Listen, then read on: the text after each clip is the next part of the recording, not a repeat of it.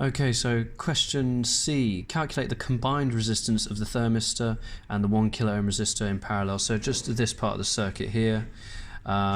So we're just going to use R total is equal to V over IT. If we know that the voltage across from here to here, the potential difference across these 2 points is 7.4 volts, then that's the case whether we assume that these are 2 or 1 resistor.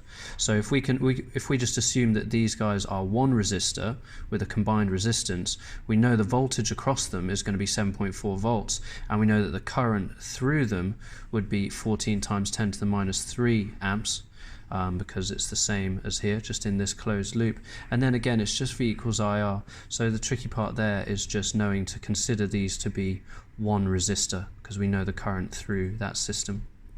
Okay, that gives us 530 ohms. Then part D, calculate the resistance of the thermistor.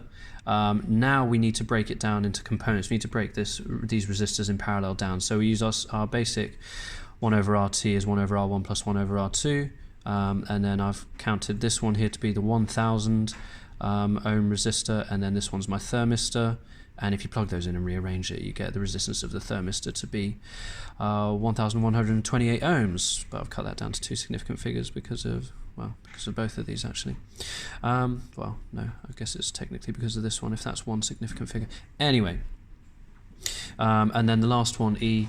The engine starts to overheat and the temperature of the thermistor starts to rise. State and explain the effect that this has on the current measured by the ammeter. I suspect this isn't a part of the question that you needed help with. I'm guessing, Lewis, that you needed help with this part and just we weren't quite sure how to think about this. But anyway, it's a negative temperature coefficient thermistor. So as temperature increases, the resistance decreases. Therefore, our total decreases, and I and R are inversely proportional, so I increases. Alright, this concludes today's first reading. Cheers.